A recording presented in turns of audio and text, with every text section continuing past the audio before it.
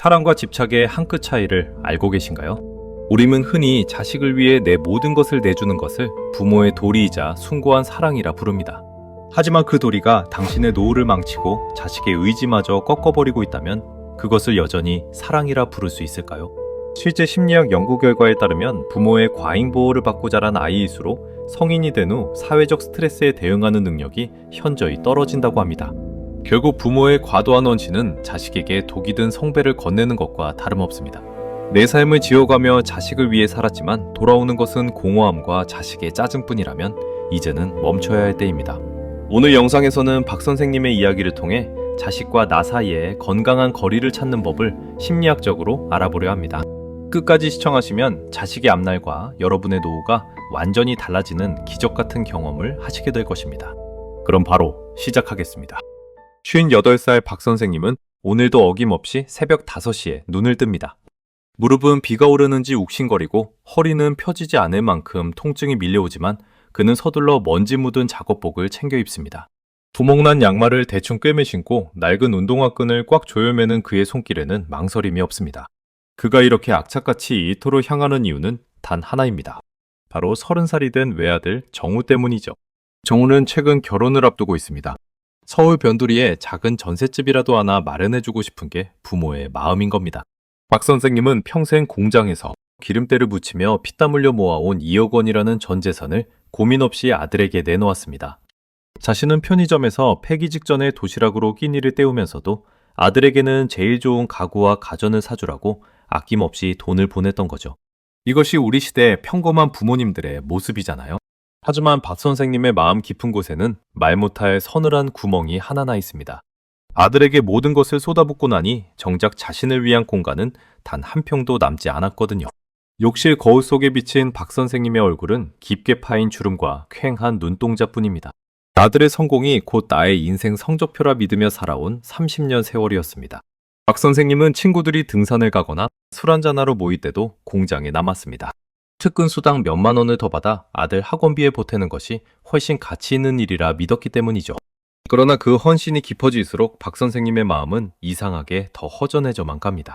아들의 목소리가 듣고 싶어 전화를 걸어도 항상 바쁘다는 짧은 대답만 돌아올 뿐입니다. 박 선생님은 오늘도 어두운 거실에 홀로 앉아 차가운 물에 밥을 말아 먹습니다. 반찬은 며칠이 지나 시큼해진 김치 한 조각이 전부입니다. 아들에게는 고급 레스토랑에서 예비 신부와 맛있는 것을 사 먹으라고 수십만 원을 보내면서 정작 자신에게는 10,000원 한 장 쓰는 것도 벌벌 떠는 겁니다. 박 선생님은 스스로를 참 훌륭한 아버지라고 생각했습니다. 남들 다 하는 골프 한 번 안 치고 해외여행 한 번 안 가며 자식 뒷바라지를 충실히 했으니까요. 그런데 가슴 한구석이 왜 이렇게 시린 걸까요? 박 선생님은 아들이 결혼만 하면 모든 것이 해결될 문제라고 스스로를 달래봅니다. 조금만 더 버티면 된다고 말이죠. 하지만 그 버팀의 끝에 무엇이 기다리고 있는지 박 선생님은 아직 알지 못합니다. 사랑이라는 이름으로 행해진 이 지독한 헌신이 어떻게 자신과 자식의 관계를 무너뜨리고 있는지 그 징후들이 곳곳에서 나타나고 있거든요. 박 선생님의 낡은 지갑 속에는 아들의 초등학교 졸업식 사진이 들어있습니다. 그 사진 속에서 환하게 웃던 어린아이는 이제 어엿한 성인이 되었고 어느덧 아버지의 희생을 당연한 권리로 여기기 시작했습니다. 박 선생님은 그것도 모른 채 오늘도 무거운 몸을 이끌고 공장으로 향하는 버스에 오릅니다. 차가운 새벽 공기가 얇은 겉옷을 뚫고 옷깃을 파고들지만 자식을 향한 뜨거운 마음 하나로 견디는 거죠. 여러분은 박 선생님의 모습에서 누구를 발견하셨나요? 어쩌면 우리 모두의 가슴 아픈 초상이지도 모릅니다. 자식이라는 존재는 부모에게 세상의 전부와도 같습니다. 하지만 그 전부를 위해 나를 아예 지워버리는 순간부터 비극은 시작됩니다. 박 선생님은 공장 라인에 서서 기계처럼 움직이면서도 머릿속으로는 아들 정우가 보낸 문자 메시지를 수십 번도 더 확인합니다. 돈 잘 받았다는 짧은 문자 한 통에 세상을 다 얻은 듯 기뻐하다가도 답장이 늦어지면 가슴이 철렁 내려앉습니다. 자신의 인생 주도권을 이미 아들에게 넘겨준 셈인 거죠. 이런 심리 상태를 우리는 의존적 헌신이라고 부릅니다. 겉으로는 주는 사람이지만 사실은 자식의 반응에 목을 매는 받는 사람보다 더 취약한 상태가 된 겁니다. 박 선생님은 퇴근길에 정육점에 들러 삼겹살 반근을 살까 말까 망설이다가 결국 빈손으로 나옵니다. 그 돈을 모아 아들 신혼집에 커튼이라도 하나 더 해주고 싶은 마음 때문이죠. 자신을 깎아내어 자식의 길을 닦는 이 숭고한 행동이 나중에 어떤 부메랑이 되어 돌아오지 박 선생님은 꿈에도 생각하지 못하고 있습니다. 박 선생님이 공장에서 땀을 닦고 있을 때 동료 김 씨가 다가옵니다. 이번 주말에 고등학교 동창 아들 결혼식이 있는데 같이 가겠느냐고 묻습니다. 박 선생님은 잠시 망설이다가 몸이 안 좋다는 핑계를 대며 거절합니다. 축의금 5만 원이 아까웠기 때문입니다. 그 5만 원이면 정우 신혼집에 쓸 예쁜 화분 하나를 더 살 수 있다는 계산이 머릿속을 스쳐 지나갔거든요. 김 씨는 쯧쯧 혀를 차며 말합니다. 박 선생, 자네도 참 북하다. 독해. 자식도 좋지만 자네 인생 좀 챙겨. 죽으면 다 소용없어. 박 선생님은 그 소리를 들으며 씁쓸하게 웃었습니다. 동료들은 모르는 거죠. 아들이 잘 되는 것이 곧 박 선생님이 이 세상에 존재했다는 유일한 증거라는 사실을요. 하지만 그날 밤 집으로 돌아오는 길에 박 선생님은 길가에 핀 이름 모를 꽃들을 보며 문득 멈춰섰습니다. 나는 저 꽃들처럼 한 번이라도 나 자신을 위해 피워본 적이 있었나 하는 생각이 불현듯 들었기 때문입니다. 평생 부모라는 이름의 그림자로만 살아온 박 선생님의 인생에 균열이 가기 시작한 순간이었습니다. 박 선생님은 아들 정우의 신혼집 집들이 날을 손꼽아 기다렸습니다. 자신이 보태준 2억 원으로 마련한 깨끗한 아파트에 처음 발을 들이는 날이었거든요. 박 선생님은 며칠 전부터 장을 봐서 정우가 제일 좋아하는 갈비찜을 정성껏 준비했습니다. 낡은 플라스틱 통에 꾹꾹 눌러 담은 갈비찜과 갓 담근 배추김치를 들고 박 선생님은 설레는 마음으로 아들 집 배를 눌렀습니다. 문이 열리고 정우와 예비 신부가 나타났습니다. 그런데 아들의 표정이 밝지만은 않았습니다. 박 선생님의 낡은 점퍼와 손에 든 검은 비닐봉지를 보자마자 아들의 미간이 살짝 찌푸려지는 걸 박 선생님은 놓치지 않았습니다. 집안은 박 선생님이 평생 꿈꿔보지도 못한 화려하고 세련된 가구들로 가득했습니다. 박 선생님은 흙 묻은 신발을 벗으며 조심스럽게 거실로 들어섰습니다. 가져온 음식을 주방 식탁 위에 내려놓으려 하자 아들이 다급하게 말했습니다. 아버지, 이런 건 뭐하러 가져오셨어요? 냄새나게 그냥 사 먹으면 되는데. 그리고 옷은 좀 깔끔하게 입고 오시지. 친구들도 오기로 했단 말이에요. 아들의 그 한마디는 날카로운 바늘이 되어 박 선생님의 가슴을 깊숙이 찔렀습니다. 박 선생님은 급히 자신의 옷차림을 살펴봤습니다. 공장에서 입던 낡은 점퍼 소매에 묻은 거뭇한 기름때가 그제야 눈에 들어온 거죠. 아들에게는 수천만 원짜리 소파와 침대를 사주면서 자신을 위해서는 시장표 10,000원짜리 티셔츠 한 장 사입지 않았던 세월이 파노라마처럼 스쳐 지나갔습니다. 박 선생님은 서둘러 자리를 뜨려 했습니다. 아들의 친구들이 오기 전에 이 초라한 모습을 감춰야 한다는 생각뿐이었거든요. 신발을 신으려는데 현관 거울 옆에 놓인 명품 시계가 눈에 띄었습니다. 아들이 박 선생님에게 돈을 받아 산 물건 중 하나였습니다. 그 시계의 반짝임이 박 선생님의 거친 손마디와 대비되어 더 쓸쓸하게 느껴졌습니다. 박 선생님은 아파트 복도로 나와 엘리베이터를 기다리며 참았던 숨을 몰아쉬었습니다. 가슴이 답답하고 눈시울이 뜨거워졌습니다. 내가 무엇을 위해 그 고생을 하며 살았나 하는 근본적인 의문이 박 선생님의 머릿속을 맴돌았습니다. 아들을 위해 모든 것을 내어준 박 선생님의 헌신은 오히려 아들에게 무거운 짐이 되어 있었습니다. 부모가 자신을 위해 희생했다는 사실이 정우에게는 고마움보다 부담감과 죄책감으로 다가왔던 거죠. 그 미안한 마음을 표현하는 법을 모르는 아들은 결국 짜증과 회피로 반응하게 된 겁니다. 이것이 바로 심리학에서 말하는 보상 없는 희생의 함정입니다. 부모가 자신을 돌보지 않고 자식에게만 몰두할 때 자식은 그 사랑을 먹고 자라는 것이 아니라 부모의 기대라는 감옥에 갇히게 되는 거죠. 박 선생님은 터덜터덜 지하철역으로 향했습니다. 수많은 사람 속에 섞여 걸어가는데 문득 자신이 투명인간이 된 것 같은 기분이 들었습니다. 30년 넘게 오로지 자식이라는 이정표만 보고 달려왔는데 갑자기 그 이정표가 사라진 사막 한복판에 버려진 느낌이었습니다. 아들에게 돈을 보낼 때는 내가 대단한 부모가 된 것 같아 뿌듯했지만 정작 아들의 삶 속에 박 선생님의 자리는 없었습니다. 박 선생님은 지하철 차창에 비친 자신의 얼굴을 가만히 들여다봤습니다. 예순을 앞둔 한 남자의 얼굴에는 고단함만 가득할 뿐 생기라고는 찾아볼 수 없었습니다. 집에 돌아온 박 선생님은 불도 켜지 않은 채 거실 소파에 앉았습니다. 아들에게 주려다 남겨둔 식은 밥이 식탁 위에 덩그러니 놓여 있었습니다. 박 선생님은 그 밥을 보며 소리 없이 울기 시작했습니다. 자식을 위해 헌신하는 것이 부모의 도리라 믿으며 자신을 학대하듯 살아온 날들이 후회로 밀려왔습니다. 내가 나를 사랑하지 않는데 누가 나를 사랑해 주겠느냐는 생각이 뼈저리게 박 선생님의 가슴을 때렸습니다. 이제 박 선생님은 선택의 기로에 섰습니다. 평생 해오던 대로 아들의 뒷모습만 바라보며 쓸쓸한 노후를 보낼 것인지 아니면 이제라도 무너진 자신의 삶을 일으켜 세울 것인지 결정해야 할 시간이 온 겁니다. 박 선생님은 밤새 잠을 이루지 못했습니다. 어두운 방 안에서 들리는 시계 초침 소리가 마치 박 선생님의 남은 인생이 줄어드는 소리처럼 들렸습니다. 그는 서랍 깊숙한 곳에서 오래된 수첩 하나를 꺼냈습니다. 거기에는 젊은 시절 박 선생님이 꿈꿨던 일들이 빼곡히 적혀 있었습니다. 목공을 배워보고 싶다거나 전국 일주를 해보고 싶다는 소박한 소망들이었죠. 하지만 자식을 키우느라 그 꿈들은 장독대 밑바닥에 눌려 잊힌 된장처럼 까맣게 변해 있었습니다. 박 선생님은 그 수첩을 어루만지며 처음으로 자식이 아닌 자신을 위한 눈물을 흘렸습니다. 다음날 아침 박 선생님은 평소와 다르게 천천히 일어났습니다. 공장에 전화를 걸어 오늘 하루 휴가를 내겠다고 말했습니다. 평생 결근 한 번 없던 박 선생님의 파격적인 행동이었습니다. 그는 낡은 작업복 대신 옷장에서 가장 깨끗한 셔츠를 꺼내 입었습니다. 그리고 거울 앞에 서서 엉클어진 머리를 단정하게 빗어넘겼습니다.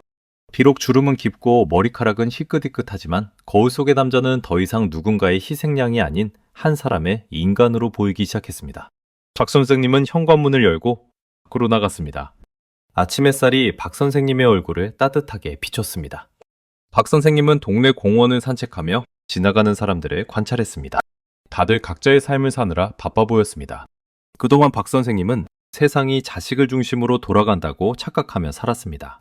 하지만 세상은 넓고 내가 할 수 있는 일은 자식 뒷바라지 말고도 너무나 많다는 사실을 깨닫게 된 거죠.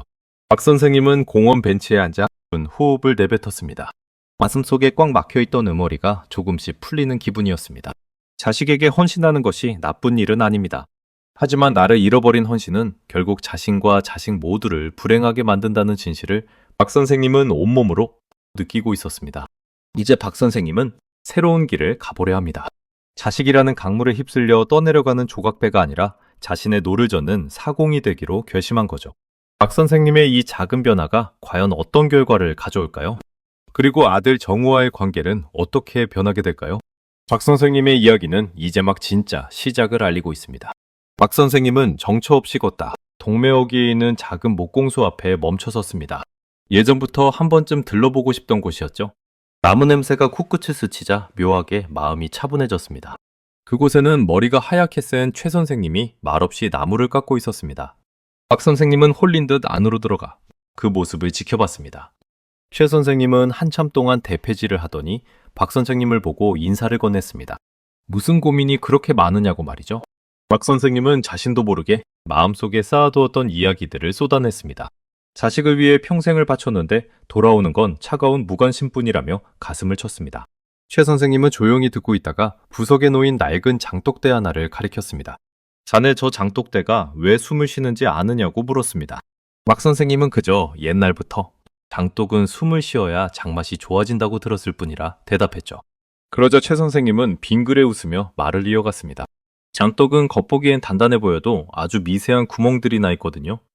그 구멍으로 바람이 통하고 햇볕이 스며들어야 비로소 그 안에 된장이 맛있게 익어가는 법입니다. 그런데 만약 장독이 안의 내용물을 너무 아낀답시고 겉을 꽁꽁 싸매버리면 어떻게 되겠습니까? 결국 안에서부터 썩어 문드러지고 마는 겁니다. 박 선생님은 그 말을 듣고 멍하니 장독을 바라봤습니다. 최 선생님은 박 선생님의 어깨를 툭 치며 다시 입을 열었습니다. 자네의 헌신이 꼭 그 장독을 꽁꽁 싸맨 보자기 같구먼. 자식을 너무 아끼는 마음에 본인의 숨구멍까지 다 막아버린 거야. 부모가 숨을 쉬어야 자식도 그 안에서 건강하게 익어가는 법인데 자네가 숨을 못 쉬니 자식도 답답해서 도망치려 하는 걸세. 사랑도 공기가 통해야 사랑인 것이지 숨 막히는 집착은 결국 서로를 죽이는 독이 된다는 말입니다. 그 말은 박 선생님의 심장을 정통으로 꿰뚫었습니다. 평생 자식을 위한다는 명목으로 자신을 지워버린 행동이 사실은 자식의 숨통까지 조이고 있었다는 사실을 깨달은 거죠. 박 선생님은 그동안 자신이 했던 일들을 돌이켜봤습니다. 아들이 무언가를 결정할 때마다 내가 이만큼 해줬으니 너는 이렇게 해야 한다며 은근히 압박을 주진 않았는지 반성하게 되었습니다. 최 선생님은 나무 토막 하나를 박 선생님에게 건넸습니다. 이 나무를 보게나. 옹이가 박힌 자리가 가장 단단한 법이지. 자네 인생에 난 상처들이나 고생도 다 인생의 옹이일세. 그걸 부끄러워하지 말고 이제는 자네만의 모양을 한번 깎아보게나. 박 선생님은 건네받은 나무, 토막을 손에 꼭 쥐었습니다. 거칠거칠한 나무의 질감이 마치 자신의 인생 같았지만 동시에 무언가 새로 시작할 수 있다는 희망처럼 느껴졌습니다. 최 선생님은 허허 웃으며 덧붙였습니다. 자식은 부모라는 땅을 딛고 피어나는 꽃이긴 하지만 부모가 아예 거름이 되어 사라져버리면 꽃은 금방 시들고 만다네. 땅이 단단하고 기름져야 꽃도 해마다 다시 피는 법이지. 그러니 이제는 자네라는 땅을 좀 돌보게나. 물도 주고 햇볕도 쬐어주면서 말이야. 박 선생님은 목공소를 나오며 길가에 세워진 전봇대를 봤습니다. 예전에는 그저 낡고 초라한 기둥이라 생각했는데 이제는 묵묵히 제자리를 지키며 길을 밝히는 존재로 보였습니다. 나도 저 전봇대처럼 이제는 내 자리를 찾아야겠다고 다짐했습니다. 아들의 인생에 비켜서서 지켜봐주는 것 또한 큰 사랑이라는 걸 이제야 조금 알 것 같았습니다. 박 선생님은 집으로 돌아오는 길에 시장에 들렀습니다. 항상 아들이 좋아하는 고기만 샀었는데 이번에는 자신이 평소에 먹고 싶었던 신선한 조기 한두름을 샀습니다. 나를 위해 돈을 쓰는 게 이렇게 떨리고 설레는 일인지 예전에는 미처 몰랐던 거죠. 집에 도착한 박 선생님은 정성껏 조기를 구웠습니다. 고소한 냄새가 집안 가득 퍼지자 왠지 모를 뿌듯함이 밀려왔습니다. 예전 같으면 이 냄새를 맡으며 아들 생각을 먼저 했겠지만 지금은 오로지 자신의 입맛에 집중했습니다. 따뜻한 밥 위에 짭조름한 조기살을 올려 한 입 가득 넣으니 30년 묵은 체중이 내려가는 듯 했습니다. 박 선생님은 밥을 먹으며 스스로에게 말했습니다. 그동안 참 고생 많았다. 이제는 네 인생도 좀 돌보며 살자. 그날 밤 박 선생님은 아들에게 전화를 걸지 않았습니다. 대신 최 선생님이 준 나무 토막을 책상 위에 올려두고 가만히 지켜봤습니다. 내일은 목공소에 다시 가서 대패질하는 법을 배워볼까 하는 기분 좋은 상상을 했습니다. 누군가의 아버지로만 살던 박 선생님의 인생에 박 선생님이라는 한 남자의 인생이 조금씩 자리를 잡기 시작한 순간이었습니다. 이제 박 선생님은 더 이상 아들의 연락을 기다리며 휴대전화만 쳐다보지 않기로 했습니다. 내가 즐거우면 아들도 결국 내 행복한 모습을 보며 안심할 거라는 믿음이 생겼거든요. 이것이 바로 진정한 독립의 시작이었습니다. 자식으로부터의 독립이 아니라 자식에게 매달려 있던 자신의 마음으로부터의 독립 말입니다. 박 선생님은 창밖의 밤하늘을 보며 분잠에 빠져들었습니다. 내일은 오늘보다 조금 더 자신을 사랑하는 하루가 될 것 같은 예감이 들었습니다. 박 선생님의 변화는 이제 주변 사람들에게도 조금씩 전달되기 시작했습니다. 항상 어둡고 구부정했던 그의 뒷모습에 조금씩 생기가 돌기 시작한 걸 동네 사람들도 눈치채기 시작한 겁니다. 박 선생님은 목공소에서 돌아온 뒤 며칠 동안 최 선생님이 해준 말을 곰곰이 씹어보았습니다. 잠똑대가 숨을 쉬어야 장맛이 산다는 말은 박 선생님의 가슴속에서 떠나지 않았습니다. 박 선생님은 그동안 자신이 아들에게 했던 행동들이 과연 사랑이었는지 아니면 사랑을 가장한 집착이었는지 스스로에게 묻기 시작했습니다. 심리학에서는 이런 상태를 심리적 밀착이라고 부릅니다. 부모와 자식 사이에 마땅히 있어야 할 건강한 경계선이 허물어진 상태를 말하는 거죠. 강물이 쉼없이 흐르려면 양옆에 단단한 제방이 서 있어야 합니다. 그런데 부모가 자신의 삶이라는 제방을 스스로 허물어 자식이라는 강물 속으로 던져버리면 어떻게 될까요? 제방이 사라진 강물은 더 이상 강이 아니라 재앙이 됩니다. 길을 잃고 넘쳐나서 주변의 모든 논밭과 마을을 덮치게 되는 거죠. 박 선생님의 과도한 헌신이 바로 그 무너진 제방과 같았습니다. 제방이 사라진 강물 위에서 아들 정우는 자유를 느낀 것이 아니라 오히려 길을 잃고 두려움을 느꼈던 겁니다. 부모가 자신을 위해 모든 것을 포기했다는 사실이 정우에게는 갚을 수 없는 거대한 빚더미처럼 느껴졌던 것이죠. 우리는 흔히 헌신을 숭고한 것이라 믿습니다. 하지만 나를 지워버린 헌신 뒤에는 반드시 보상심리라는 그림자가 따라붙기 마련입니다. 박 선생님이 편의점 도시락으로 끼니를 때우며 모은 돈을 아들에게 보낼 때 박 선생님의 무의식은 이미 아들에게 무거운 청구서를 발행하고 있었던 셈입니다. 나는 이렇게 고생하는데 너는 당연히 나에게 잘해야지 하는 마음이 은근히 깔려 있었던 거죠. 자식은 그 보이지 않는 청구서의 무게를 본능적으로 감지합니다. 그래서 부모의 헌신이 깊어질수록 자식은 고마움을 느끼기보다 그 부담감을 견디지 못하고 자꾸만 멀어지려 하는 겁니다. 박 선생님은 거울 앞에 서서 자신의 얼굴을 가만히 들여다보았습니다. 그동안 박 선생님은 아들의 인생이라는 무대 뒤에서 조명만 비춰주는 스태프로 살아왔습니다. 주인공인 아들이 빛나기만 하면 자신의 어둠은 아무래도 상관없다고 생각했죠. 하지만 주인공이 가장 빛날 때는 스태프가 자기 자리를 묵묵히 지키고 있을 때이지 스태프가 무대 위로 뛰어올라와 주인공을 대신하려 할 때가 아닙니다.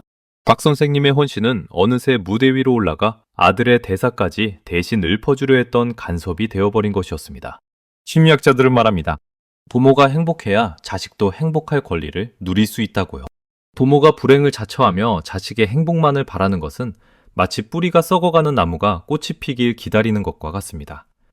박 선생님은 이제야 깨달았습니다. 자신이 아들에게 줄 수 있는 가장 큰 선물은 2억 원이라는 전세 자금이 아니라 박 선생님 스스로가 자신의 인생을 즐겁게 살아가는 모습이라는 사실을요.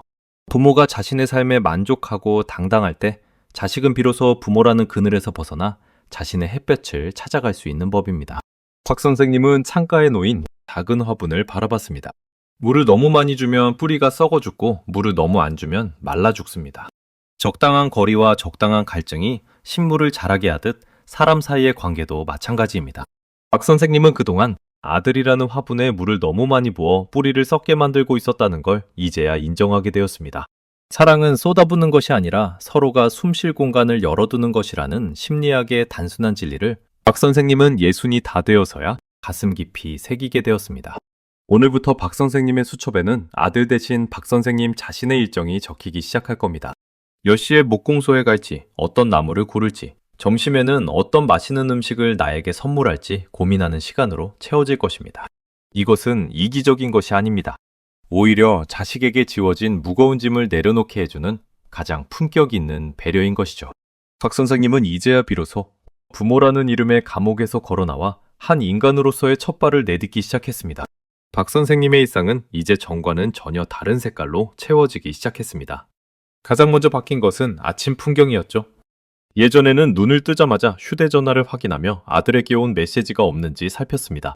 하지만 이제 박 선생님은 머리맡에 둔 명상록을 한 페이지 읽는 것으로 하루를 시작합니다. 자신을 위한 고요한 2시간을 확보하기 시작한 겁니다. 심리학에서는 이것을 자기 돌봄의 기초 쌓기라고 부릅니다. 집을 지을 때 가장 중요한 것이 기초공사인 것처럼 하루의 첫 2시간을 어떻게 쓰느냐가 인생 전체의 무게중심을 잡아주는 법이거든요. 박 선생님은 매일 아침 목공소로 향했습니다.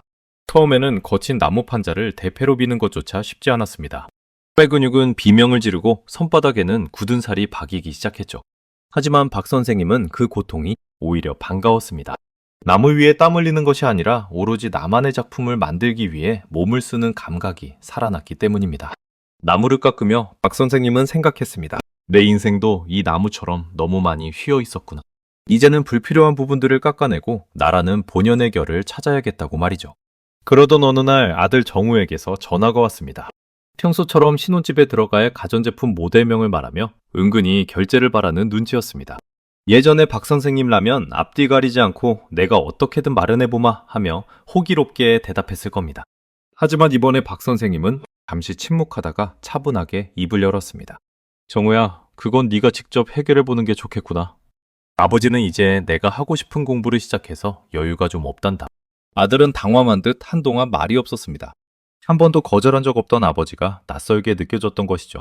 전화를 끊고 난 뒤 박 선생님의 심장은 터질 듯이 뛰었습니다. 자식의 부탁을 거절했다는 죄책감이 잠시 밀려왔지만 이내 묘한 해방감이 그 자리를 채웠습니다. 이것은 아들을 사랑하지 않아서가 아닙니다.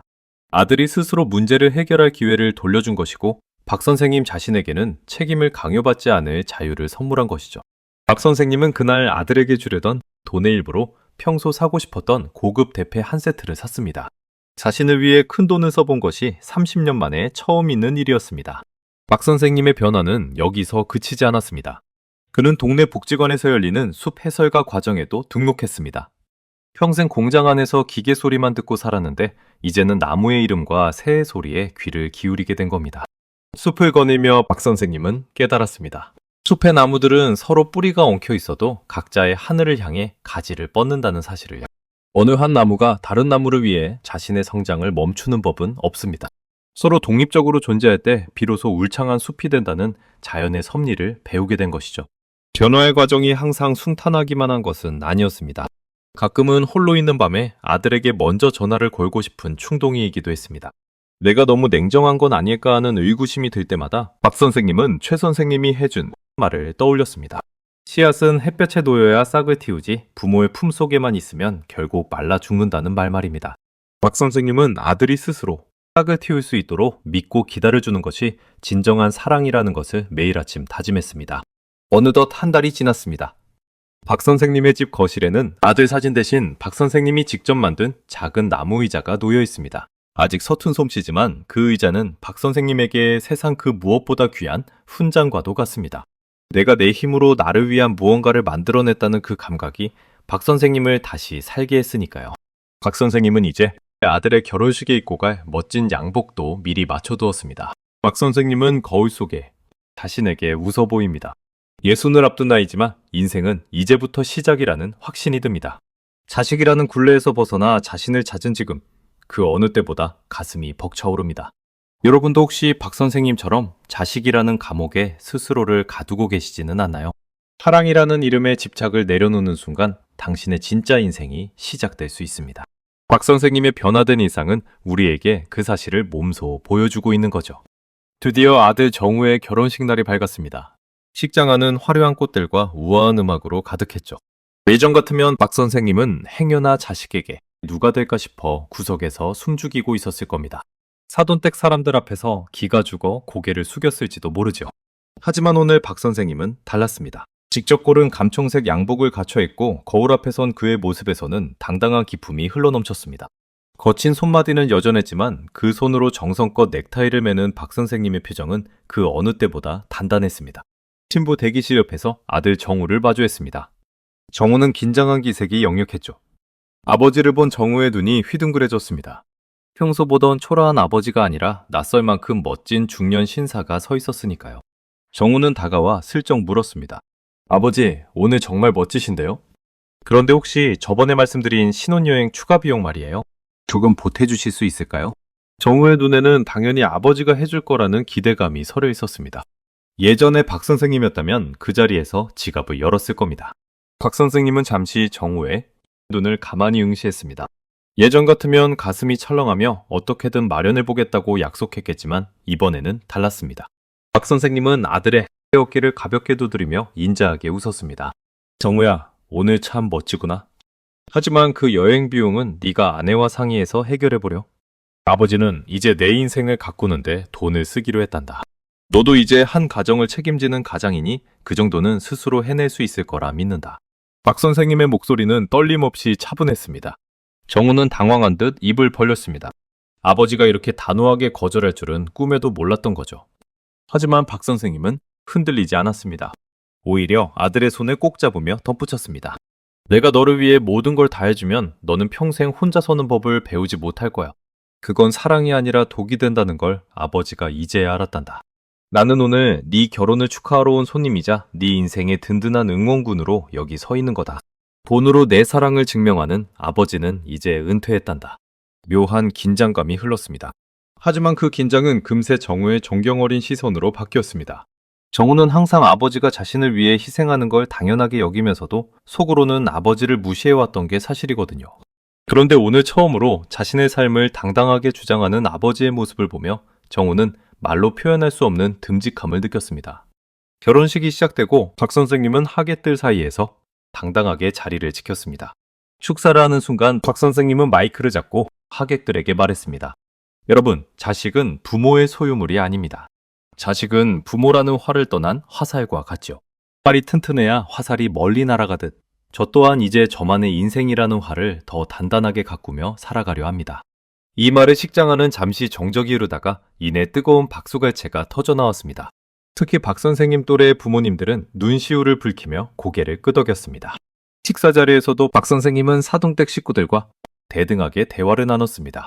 목공을 배우며 느낀 성취감과 숲 해설가 과정을 공부하며 알게 된 자연의 지혜를 이야기하자 모두가 박 선생님의 말에 귀를 기울였습니다.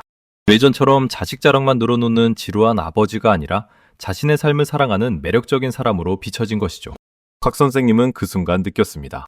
내가 나를 존중할 때 비로소 남들도 나를 존중해준다는 그 평범하고도 위대한 진실을요. 결혼식이 끝나고 돌아오는 길 박 선생님은 노을지는 하늘을 보며 깊은 숨을 들이켰습니다. 가슴 한 구석이 텅 빈 것 같으면서도 동시에 맑은 샘물이 솟아나는 기분이었습니다. 아들을 떠나보낸 것이 아니라 아들과의 건강한 관계를 다시 세운 날이었습니다. 박 선생님은 이제 더 이상 아들의 연락을 기다리며 서운해하지 않을 겁니다. 자신에게는 내일 아침 목공소에서 깎아야 할 나무가 있고 공부해야 할 숲의 이야기가 기다리고 있으니까요. 오늘 박 선생님이 보여준 용기는 헌신이라는 감옥에 갇힌 이 시대 수많은 부모님에게 던지는 메시지와 같습니다. 나를 잃어버린 사랑은 결국 비극으로 끝나지만 나를 세우는 사랑은 자식까지도 성장시킨다는 사실을요. 박 선생님은 이제 낡은 운동화 대신 편안하고 세련된 구두를 신고 자신의 인생길을 뚜벅뚜벅 걸어갑니다. 그 뒷모습은 그 어느 때보다 빛나고 있었습니다. 어느 토요일 오후 아들 정우가 아내와 함께 박 선생님의 집을 예고 없이 찾아왔습니다. 예전에 박 선생님라면 냉장고를 뒤져 고기라도 구워주려 허둥지둥했겠지만 오늘 박 선생님은 차분하게 그들을 맞이합니다. 거실 한가운데에는 작업 중인 목재들이 흩어져 있었죠. 내가 지금 좀 바쁘니까 차는 너희끼리 천천히 마시다 가렴 하고 말하며 박 선생님은 다시 대패질에 집중했습니다. 아들은 그런 아버지의 뒷모습을 한참 동안 멍하니 바라봤습니다. 구부정했던 허리가 꼿꼿하게 펴져 있고 거친 손마디는 힘있게 나무를 누르고 있었거든요.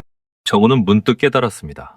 아버지가 자신에게 돈을 쥐어줄 때보다 지금처럼 무언가에 몰입해 있는 모습이 훨씬 더 멋있고 든든하다는 사실을요. 부모가 자신을 위해 희생하고 있다는 죄책감에서 벗어나니 비로소 아버지라는 한 남자의 인생이 존경스럽게 다가온 겁니다. 며느리 또한 아버님 정말 멋지세요라며 진심 어린 찬사를 보냈습니다. 박 선생님은 그 소리를 들으며 속으로 생각했죠. 내 인생의 기초를 다시 쌓는 이 시간이 자식들에게도 가장 큰 가르침이 되고 있구나 하고 말입니다. 박 선생님은 매일 아침 자신을 위해 쓴 그 시간이 인생 전체를 단단하게 만들어 주었다는 걸 실감했습니다. 박 선생님은 이제 아들의 전화를 기다리며 일희일비하지 않습니다. 오히려 정우가 아버지 이번 주말에 시간 괜찮으세요? 하고 먼저 조심스럽게 물어오곤 합니다. 부모가 자식에게 매달리지 않고 자신의 삶을 당당하게 살아갈 때 자식이 부모의 곁으로 먼저 다가온다는 심리학의 역설을 박 선생님은 온몸으로 증명하고 있는 거죠.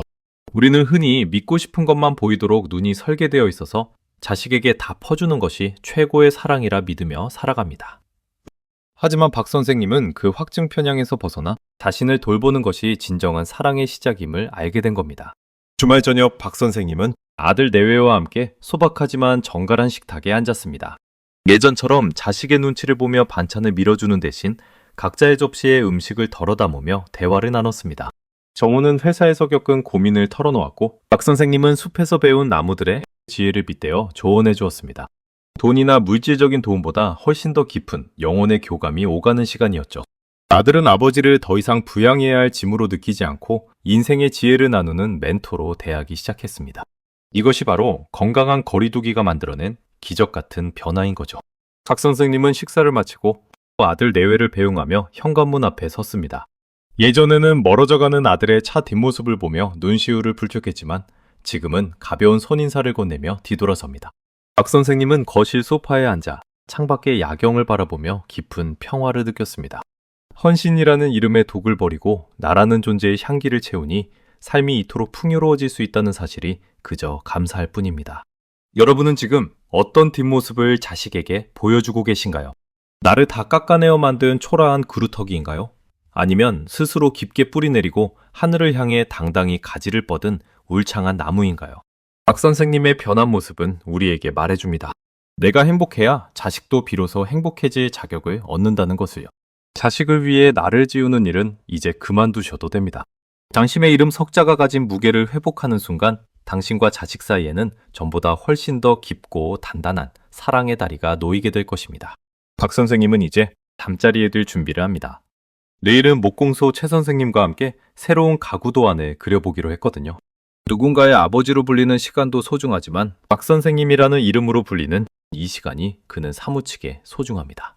어둠 속에서 들리는 규칙적인 시계 소리가 이제는 초조함이 아닌 평온함으로 다가옵니다. 박 선생님의 인생 2막은 이제 막 화려하게 막을 올렸습니다. 그리고 그 무대 위에서 박 선생님은 그 어느 때보다 빛나는 주인공으로 서 있습니다. 사랑이라는 이름의 집착에서 벗어나 당신의 이름을 되찾는 순간 인생의 진짜 봄날은 시작됩니다. 50대 이후의 삶은 누군가의 부모로 사는 시간이 아니라 오로지 나 자신으로 살아가는 가장 찬란한 축제의 시간이 되어야 마땅합니다. 당신은 충분히 그럴 자격이 있고 지금까지 참으로 잘 살아오셨습니다. 오늘 이 이야기가 여러분의 가슴에 작은 불씨가 되었기를 바랍니다. 자식이라는 강물에 휩쓸리지 말고 여러분만의 노를 저어가고 싶은 곳으로 당당하게 나아가세요. 그 길에 박 선생님이 그랬던 것처럼 예상치 못한 기쁨과 설렘이 가득할 것입니다. 사랑은 주는 것이 아니라 서로가 서로의 자리를 지켜주는 것임을 잊지 마셨으면 좋겠습니다. 마지막으로 오늘 박 선생님의 이야기를 들으며 떠오른 당신만의 소중한 꿈이 있다면 무엇인가요? 사소한 것이라도 좋으니 지금 바로 댓글로 남겨주세요. 그 작은 행동 하나가 당신의 인생을 바꾸는 위대한 첫걸음이 될 것입니다. 늘 건강하시고 당신의 모든 날이 꽃처럼 아름답게 피어나게 기원하겠습니다.